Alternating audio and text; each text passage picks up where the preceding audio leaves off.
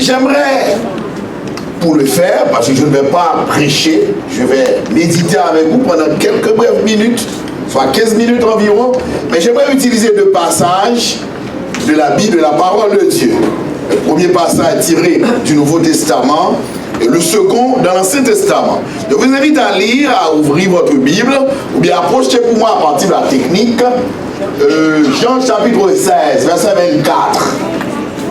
Jean chapitre 16, le verset 24. Tout de suite après lequel j'aimerais rencontrer les membres du comité, et ceci pendant pour 10 minutes maximum. Ce ne sont pas des 10 minutes prophétiques. D'accord? Littéral. Jean chapitre 16. Il semble que la technique nous rend paresseux. Quelqu'un m'avait dit hier soir, pasteur, alors qu'on devait rencontrer l'évangéliste, celui qui doit tenir la campagne pour Bethesda, on a fait la remarque pendant la séance, pendant la rencontre, on a remarqué qu'avec la technologie, ça rend les membres paresseux. Ils ne connaissent pas trop bien la position des livres de la Bible, de la parole de Dieu. Quand on a dit Matthieu, on sait, puisqu'on se fie davantage à la technique. D'accord? Maintenant, je vous invite à lire avec moi. Qui veut lire pour moi? Jean 16, verset 24. Jusqu'à présent, vous n'avez rien demandé en mon nom. Demandez et vous recevrez afin que votre joie soit parfaite. Merci. J'aimerais entendre une voix féminine.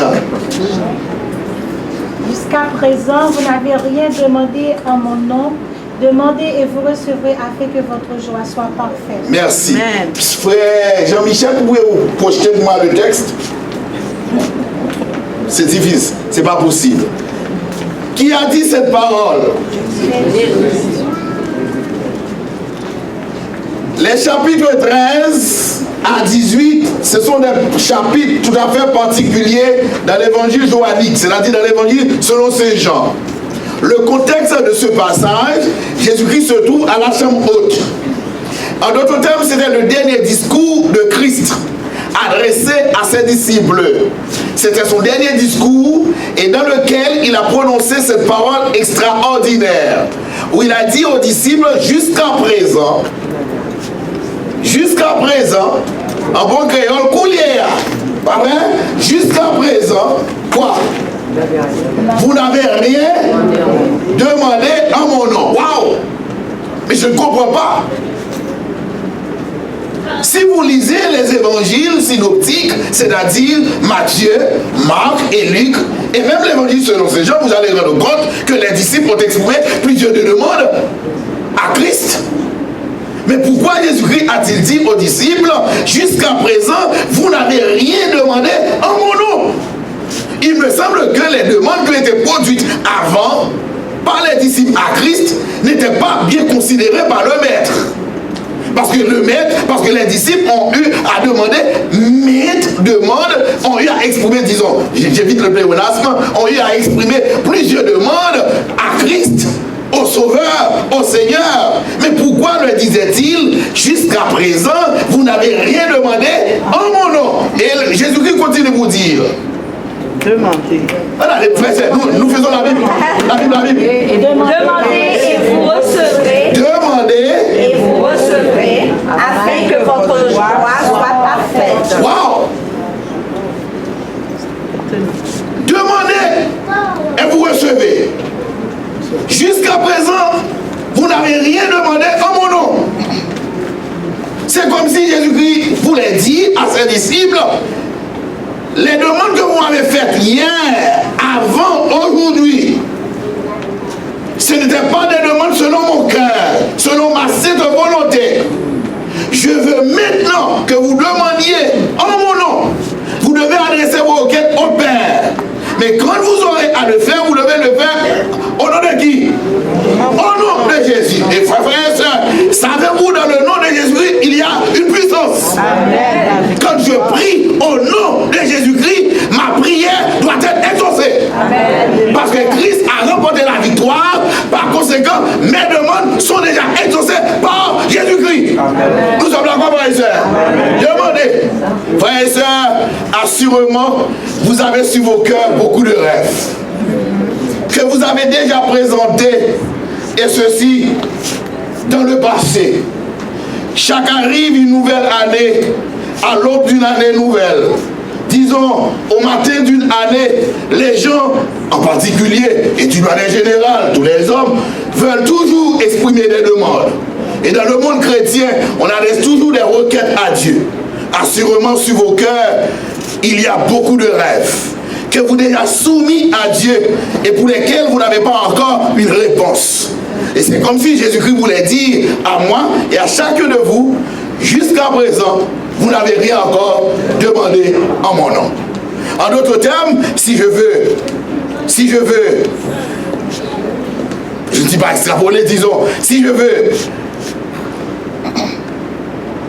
rendre pratique ce texte, si je veux le rendre, disons, actualiser, voici le mot que je cherche, actualiser le texte, c'est-à-dire, Jésus-Christ l'avait dit à ses disciples, nous ne sommes plus à l'époque de Jésus-Christ, pas vrai? Nous sommes où ça? Où ça? À Montréal. Où Jésus-Christ ce matin me dit, jusqu'à présent, vous n'aviez encore demandé un monde. C'est comme si Jésus-Christ disait à Béthanie, jusqu'à présent, vous n'aviez encore demandé un monde. Demandez. Et vous recevez. Recevez ou bien recevrez? Recevrez. Demandez et vous recevrez. Frères et sœurs, la Bible me dit, ma sainte Bible me dit, quand Dieu dit quelque chose, sa parole s'accomplit. Amen. Vous y croyez, frères et sœurs? Amen. Dans 2 Chroniques chapitre 7, verset 14, c'est le second texte. Merci la technique.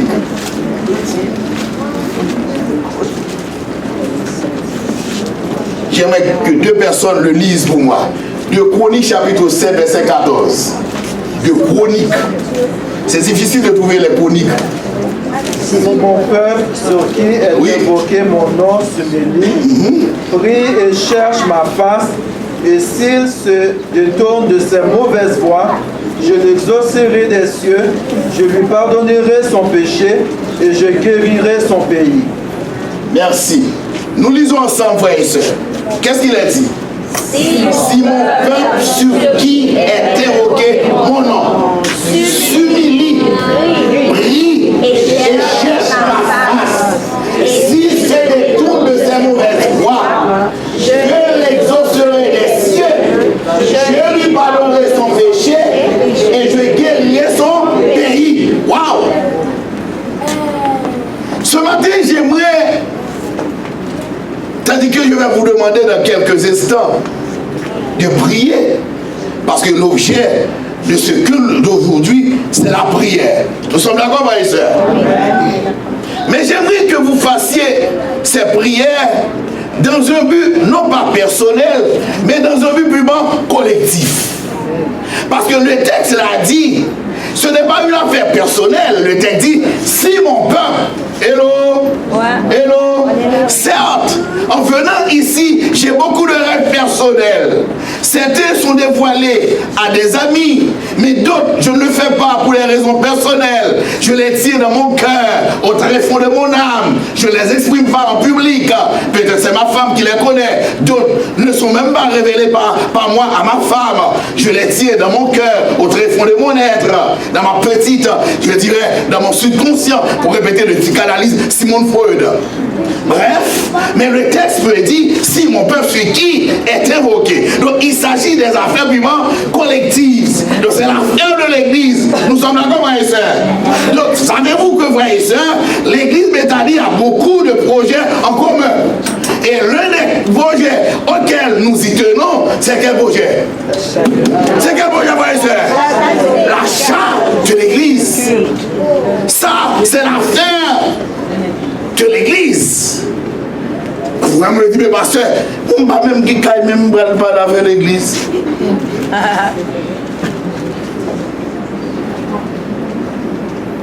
Il y a un frère qui me regarde. Mais c'est réel. C'est réel. Je n'ai pas même un appartement je dois contribuer à l'achat d'une église. C'est cette histoire-là. Frère, il y a un secret dans la Bible, la parole de Dieu. La Bible fonctionne, Dieu fonctionne par des principes. Et je vais le dire en créole, ensuite le traduire en français après. Ranger, causez pas bon Dieu apprend ranger, causez pas. Ça c'est clair.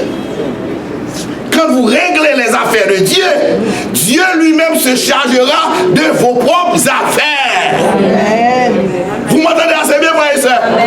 Quand je m'occupe de l'affaire de Dieu, quand j'oublie mes propres affaires personnelles, Dieu qui voit mon souci constant, permanent de manière sincère, je le tiens à son église, je le tiens aux intérêts de son église. Dieu, pendant que vous allez béni, bon Dieu a béni en retour. Amen. Et c'est pourquoi le Dieu dit, si mon peuple, sur qui est invoqué mon nom, nous sommes les adventistes, nous réclamons le titre du peuple de Dieu. Si mon peuple sur qui est invoqué mon nom, premièrement, s'humilie, prie, deuxièmement, troisièmement, cherche ma face, quatrièmement, s'il se détourne de ses mauvaises voies, je l'exaucerai des cieux, je lui pardonnerai son péché et je lui guérirai son pays. Il est vrai que je ne vais pas prêcher sur ce texte. Ce n'est pas l'objet de mon intervention d'aujourd'hui. Parce que chacun, ce texte consiste déjà une semaine de prière. Si mon peuple, humilité, il faut parler de l'humilité. C'est quoi d'autres termes, ce sont les conditions pour l'exaucement. Nous sommes d'accord? Mais nous n'allons pas en tenir compte. Frères et sœurs, nous allons prier. Nous allons prier non pas pour nos projets, mais nous allons soumettre à Dieu ce matin les projets de son Église. Amen. Vous êtes avec moi, frères et sœurs? Amen. Il nous arrive à venir les sabbats matins à entendre de beaux sermons. L'église prie rarement. Il nous arrive à la maison préoccupés avec les trains de la vie, les vicissitudes, les tracas, les aléas de l'existence. Il nous arrive à oublier l'autre qui tient tout près de nous. Et notre Père nous apprend à oublier, à penser à l'autre également. Nous sommes d'accord? À penser à l'autre. Cet autre pour vous, c'est Dieu. Cet autre pour vous, c'est Béthanie. C'est l'église Béthanie. Qui a beaucoup de projets et le plus marquant, c'est le projet d'achat d'église. Pour le mois de février, je vais vous en parler. À un moment de la durée, je vais vous convoquer même pour vous présenter un projet au nom du comité d'église. Nous travaillons au niveau du comité d'église pour venir avec quelque chose de concret pour vous le présenter. Nous sommes sur le point de le faire. Nous voulons vous le présenter. Et c'est pourquoi nous devons prier. Prier pour que Dieu puisse nous permettre de discerner sa volonté dans ce que nous faisons. Prier pour que Dieu puisse nous permettre de trouver des fonds. Nous sommes d'accord, frères et sœurs? Amen. Ah, maintenant, amen. 10 fonds, maintenant, amen. Je vais terminer. J'ai pris 15 minutes pour le faire. C'est ça? 15 minutes. Je vais terminer avec cette illustration de cette expérience. J'étais dans une église, c'était dans mon église. Quand j'étais dans mon église, c'était là où j'ai reçu le baptême. En Haïti. À chaque fois, il n'y a qu'une adoration. Il y a un petit garçonnet, il était peut-être âgé de 7 ans comme ça, ou bien 6-7 ans. Quand on chantait 489, vous connaissez très bien 489. Oui, prends tout, Seigneur. Après, lui, il dit, oui, prends tout, Seigneur. Poche pas la donne. Oui, lui qui dit ça. Chaque fois qu'on chante, à chaque fois, c'est pas tout le temps on chante 489, mais à chaque fois, ça arrive que le prédicateur propose 489, lui, il dit toujours, oui, prends tout, Seigneur. Mais sauf ma poche en bon français. Poche à balada. Mais il y a un diacre qui était un diacre. Bon diacre. Pourquoi je dis un bon diacre? Un leader, c'est quelqu'un qui vient à l'église, mais qui regarde l'église. Moi, quand je suis venu, je vous regarde, je vous observe. J'ai note quelques points négatifs de vous, comme pasteur de l'église. Je note quelque chose de bien, parce que je suis votre berger. Je regarde l'église. C'est mon rôle en tant que berger, de vous regarder, vous observer votre manière de faire. Est-ce que c'est conforme à la Bible pour que je puisse vous corriger? Parce que pourquoi le Seigneur m'a mis ici?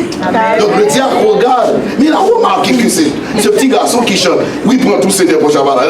Mais après, il a appelé, il a dit, mais Job, pourquoi tu chantes toujours? Oui, prends tout Seigneur pour Shabbat, sauf ma poche. Là, il ne veut pas répondre. Mais finalement, le diacre s'est adressé aux anciens pour leur dire, mais je ne comprends pas ce petit garçon-là. Mais on a fait appel à qui pour vous trouver la réponse? À ses parents, c'est normal. On a appelé sa maman. On a dit, mais on voit chaque fois que ton fils chante, 489, il dit toujours, oui, prends tout, Seigneur, sauf la poche. Poche à balade. Et la maman s'est rendue compte. Il a cherché dans ses poches, dans d'autres petits pantalons. Il a trouvé tout l'argent qu'on baille, cet argent, chaque sabbat. Comme un bon parent, on conseille toujours aux parents de donner quelques sous aux enfants. Pourquoi? Pour qu'ils puissent apprendre avec le temps à donner. Parce que vous là, si votre enfant regarde, vous ne donnez rien, tant que vous travaillez, et on parle de la vie. Les enfants sont intelligents. Et c'est pourquoi le parent donne toujours quelque chose aux enfants. C'est pour leur apprendre à donner, pour développer l'esprit de générosité. Eh bien, c'est cet argent qu'il a conservé. Oui, pour tout Seigneur. Cette expérience qui vous paraît cocasse. Vous répétez Molière, Castiga de Domores. Je corrige les mœurs en rire. Cette histoire qui vous paraît cocasse, comique, contient une leçon spirituelle. Il y a beaucoup d'entre vous, je ne peux pas pointer le doigt, qui chantent toujours ce chant, qui ne le dit pas de manière explicite, mais de manière implicite qui le dit, qui n'utilisent aucun mot, mais quand même au très fond de leur, ou par leur comportement, disent la même chose. Amen. Oui, Seigneur, prends tout. Mais, sauf ça. Parce que là où vous êtes assis, ce sont des chaises qui ne sont pas tombées du ciel. On utilise un micro. Vous entendez, vous aimez entendre le pasteur qui chante, qui prêche. Oh, c'est un beau sermon. Mais il utilise un micro pour le faire. Ça n'est pas du ciel, de manière matérielle. Non. La manne n'existe plus. En d'autres termes, si nous devons prier pour répéter le chant, prie, agis. Nous sommes d'accord, frères et sœurs. C'est le résumé de ce moment de prière. Nous allons prier. Mais nous devons aussi agir. Nous allons prier. Dieu va exaucer nos prières. L'exaucement veut dire pour Dieu, quand nous serons bénis matériellement, nous allons en retour bénir le peuple de Dieu. Amen, frères et sœurs. Nous sommes bénis de Dieu pour que nous soyons après bénir Dieu. Vous comprenez ce que je dis? Dieu vous bénit pour que vous-même vous puissiez le bénir. Comment bénir Dieu? Quand je chante ses louanges. Mais comment bénir Dieu? Quand je donne ce que j'ai, de ce que j'ai. Le Seigneur ne donne jamais de donner tout. Non. De ce que vous avez. Je n'ai pas dit de donner ce que vous avez. De ce que vous avez. De ce que. C'est-à-dire de ce que vous avez, une partie. Le Seigneur n'est pas comme Satan. Non, le Seigneur vous demande sur le matériel de ce que vous avez.